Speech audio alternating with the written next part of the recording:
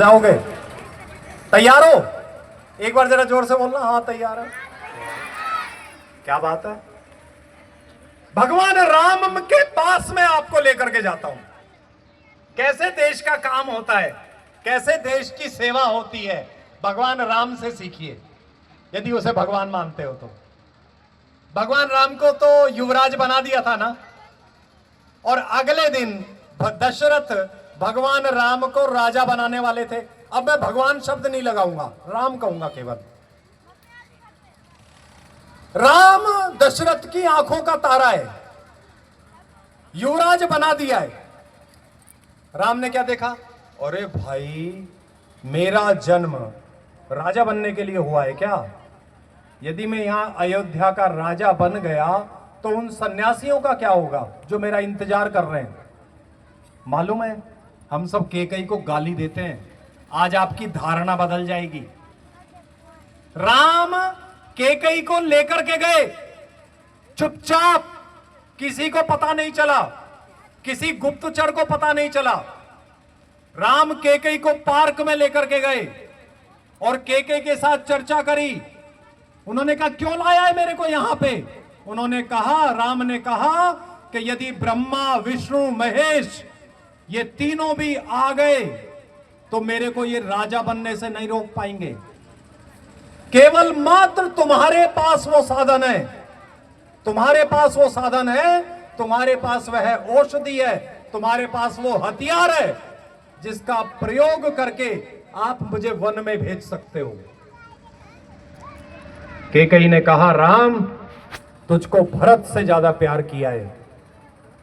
भरत ने मेरी कोख से जन्म जरूर लिया होगा, लेकिन राम मेरे हृदय का तारा है, मेरी आंखों का तारा है। तुझको भरत से ज्यादा चाहती हूं, बता करना क्या है? राम ने कहा, माता याद रखना, तुम्हारे ऊपर गालियों की बौछार पड़ेगी जिंदगी भर, अनंत काल तक। तैयार हो?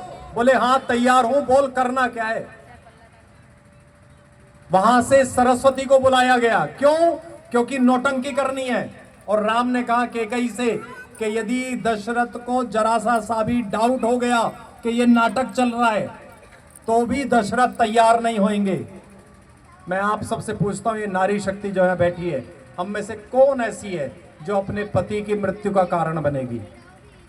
पति कैसा ही भी हो, कैसा ही भी हो, ये तो सब अच्छे लोग बैठे हैं, यदि वो शराब पी करके भी आता है ना तो भी उसके लिए करवा चौथ का व्रत रखती है, तो भी रखती है। ये इस देश की नारी शक्ति का सम्मान है। कैसा ही भी पति हो तो भी उसकी लंबी आयु की कामना करती है इस देश की नारी। और वह कैकेयी जो युद्ध के मैदान में दशरथ का रथ आंक रही है, रथ की कील निकल गई। जैसे हम बैलगाड़ी चलाते हैं तो बैलगाड़ी की कील निकल गई, एक कील फंसती है पहिए में, वो कील निकल गई तो कैकेयी ने अपनी उंगली लगाई कील की जगह और इधर से उसने रथ पकड़ा और दशरथ को युद्ध में से निकाल करके ले गई कैकेयी। वो कैकेयी है, वो अपने पति की मृत्यु का कारण बनेगी। वहां से राम से उसकी बार चर्चा हुई और उन्होंने अपने 2 वर मांगे। अब आप कहेंगे इसका प्रूफ क्या है? मित्रों, जिस महिला को अपने पुत्र के राज तिलक की यदि इतनी पड़ती तो वो भरत के साथ बैठ करके अपनी फोटो खिंचवाती कि नहीं खिंचवाती? मुझको एक प्रसंग बता दीजिए रामचरितमानस में जब कैकेयी भरत के बगल में बैठ करके अपनी फोटो खिंचवा रही है।